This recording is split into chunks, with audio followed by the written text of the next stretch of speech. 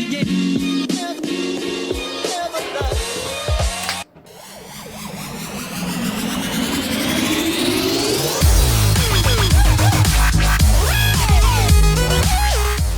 if you're wondering why I'm standing here in the dark, we're going to test this on the screen behind me. Quick unboxing and see what this thing can do. So this is the DLP projector in question. And you know what? We'll take a close look at this in a moment. So let me just show you what else you get inside the box. Recently did an Android TV box review, and the same colour scheme was on that Android TV box. You can see a link for that video in the description below, so check it out. Now, the box is smart. It comes in a nice little case, very lime green. Now, one thing I do want to mention, this product is not cheap, somewhere on the same price point as the LG Beam projector. I think it's around 160, 170 pound, but this thing is almost 200 British pounds, roughly around 250 US dollars. But look at the size of it. Contents, the first thing you get is the instruction guide. It's got simple diagrams, very easy to understand, a little bit of protective packaging. We get a tripod. So here's a tripod. It's a bog standard tripod. It does actually feel a little bit better than the cheap Poundland ones. But here you go, here's the tripod itself. So inside, it comes neatly packaged. You got 3 boxes. Box number 1, what to me feels like a power supply. One pretty standard 5-volt power supply. Box number 2, you get a HDMI cable. And then lastly, now while in the process of making this video, I super glued my hands. Oh, there you go. So yeah, one snazzy, simple remote.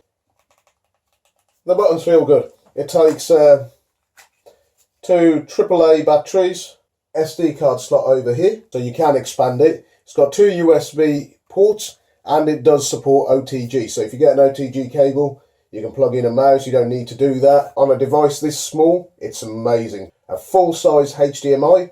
You've got your DC power supply in, and you've got a 3.5mm jack right here. Now the top of the projector is, if I put my fingers, it doesn't leave fingerprint marks, and there's not much flex in the plastic, so there's no bits in the middle that will bow. Probably the softest point is the center. On the other side here, like I said, you've got your SD card slot, but then you have this button here, which is your actual projector power button, on and off. Where you see these holes, one of these holes is your infrared for your remote. Now I can show you this a little bit better later.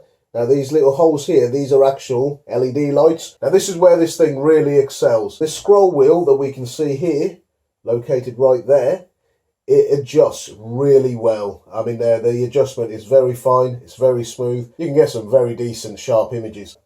Base of the device, the relevant information. It'll have the model number, the fact that this is the 32GB internal storage model, and a serial number if you want to activate your warranty. Another thing to mention quickly, that the projector has self-leveling keystone correction, so it's got vertical keystone correction. So if I was to hold this projector pointed at a flat surface, it will show a flat image. If I angled it a bit, it will tilt the image. Not happy at the moment about the fiddliness of the tripod mount.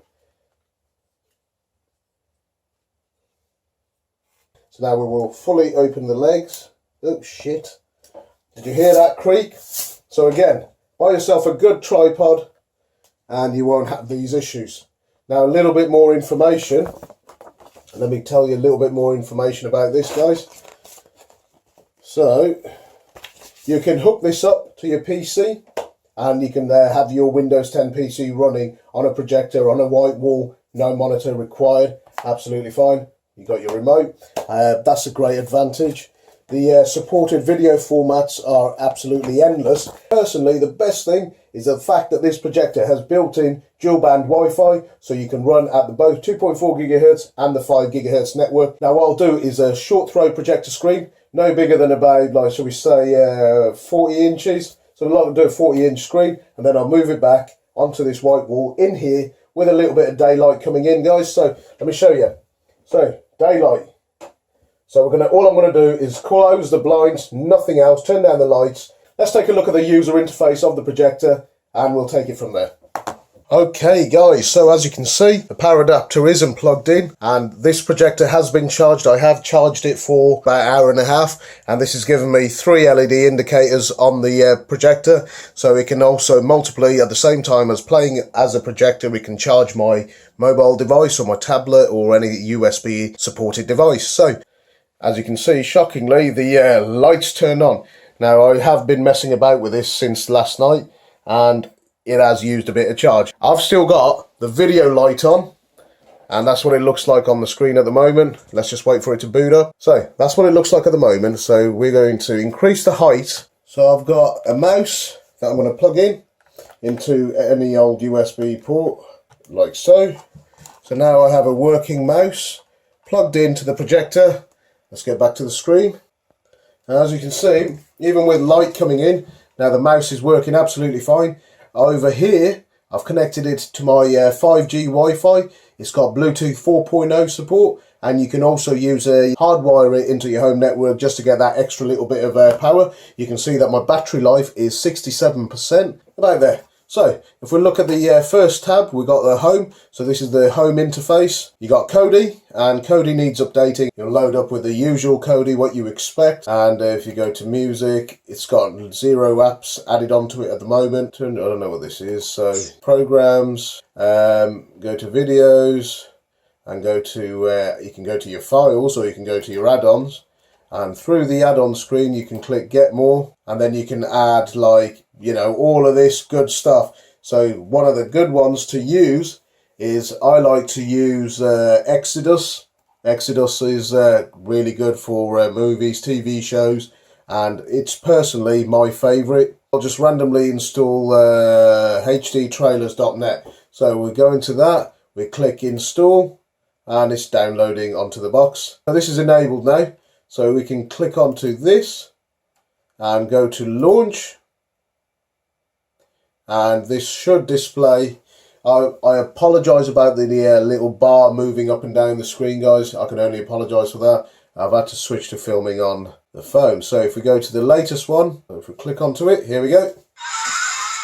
Now the audio that you're hearing is from the projector right next to me.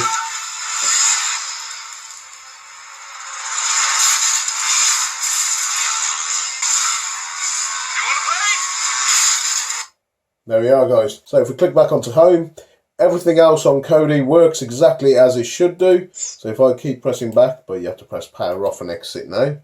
So then we got YouTube, you got Facebook, and again, let me show you, YouTube works a treat.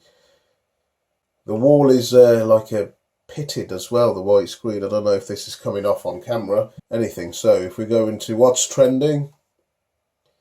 So Honey G, the Honey G show, why not?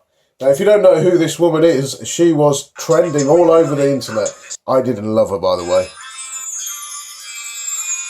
So this is the quality that you could use. If you're using it as a PC monitor, this is what you'd get.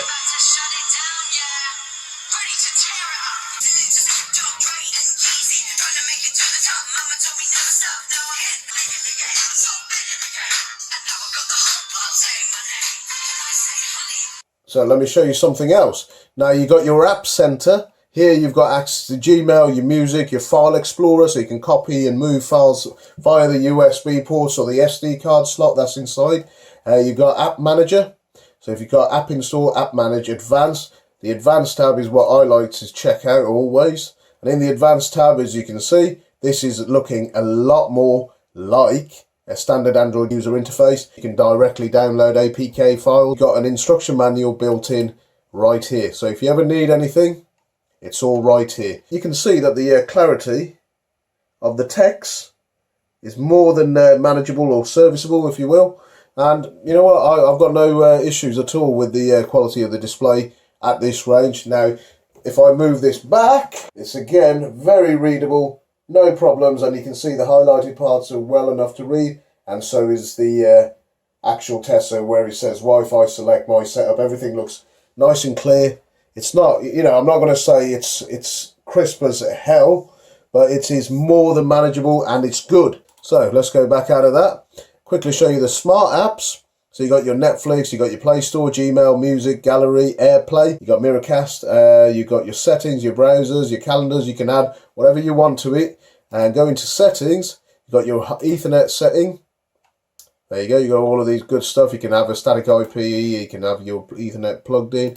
Wi-Fi, you've got Wi-Fi. As you can see, I'm connected to a 5G network. As for audio, you heard in the test clip how good the built-in speaker is. Now, if you've got a Bluetooth speaker, and while it's got Bluetooth built into it, I would suggest that you would connect it to a Bluetooth speaker. The experience would be doubled. Streaming off an Xbox or a PlayStation or a PC, your video output will be at full 1080p.